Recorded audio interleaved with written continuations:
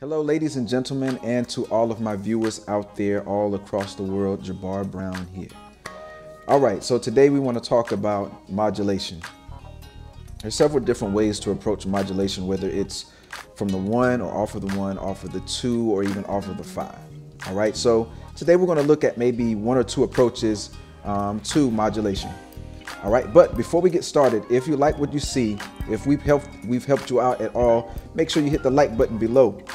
And then if you have some free time as well, make sure you stop by the musiciantrainingcenter.com and check us out. All right, so let's dive in.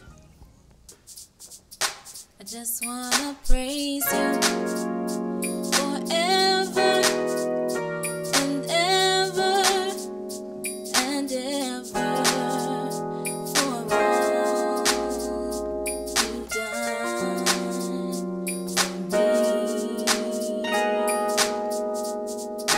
Blessings and glory and honor, they all belong to you. Thank you, Jesus, for blessing me.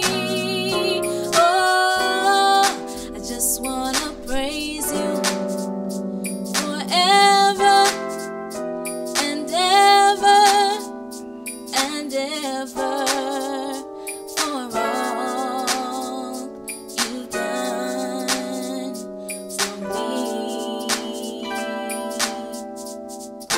Blessings and glory and honor, they all belong to you. Thank you, Jesus, for blessing me.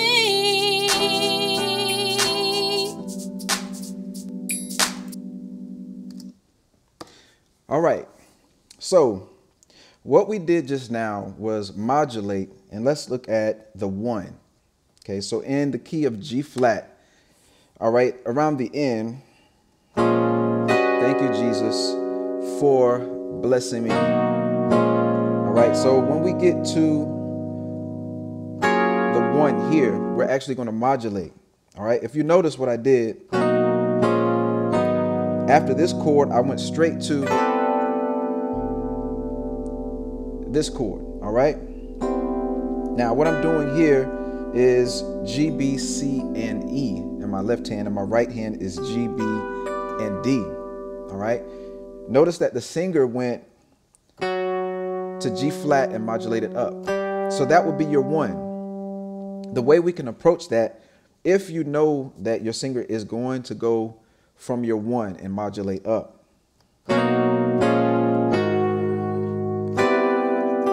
all right, we can anticipate instead of going to the actual chord. All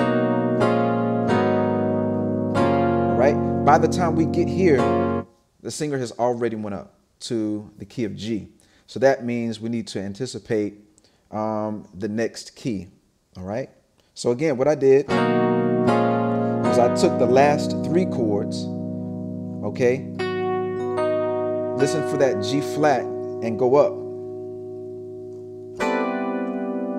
And then I threw in my 5 note for G, which is D. All right, and then we resume from there.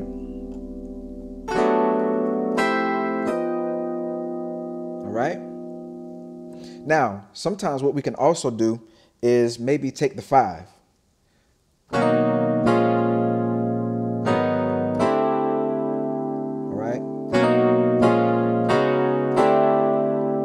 So then let's say we just take the last maybe 2 of those chords and we don't play the 3rd. We just go straight to our 5 and the G flat, which would be D flat.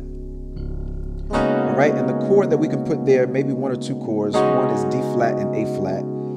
In the left hand, the other in the right hand is B, D flat, E flat, and G flat. Now we could add an extra note, which is B flat, just to maybe thicken it up a little bit. Personal preference. All right, so, okay. Now, notice as well, in my right hand chord, I have G flat, which is the same note that our singer Kiswana Salters hit. All right. So, okay, that's exactly what she did. So it's also good to make sure when you're playing your chords, you keep the melody line. You might hear a lot of musicians always put emphasis on staying true to the melody line. Okay. And so that concept reigns true here as well. All right. So the chords that I'm using here, D flat, A flat, left hand, B, D flat, E flat, and G flat. All I want to do is just move up a half step. Okay. And again, you have the option of adding that extra note just in case you want to make it a little bit thicker, or maybe you like that extra note. Right? Now, if you're playing bass by yourself, okay, it would be a little bit different. So you would play your main notes, which in this case would be B, E flat, and then you would go to your D flat to prepare yourself for the modulation and go up. All right. So I hope you've enjoyed this lesson. Again, just touching on some basic concepts of, or basic approaches to modulation. All right. Again, taking the 1 or maybe even the 2 or the 5. And the one thing that we tried to do here today was look at the 1 as well as the 5. All right. So until the next time, you guys be blessed and take care. Jabbar Brown signing out.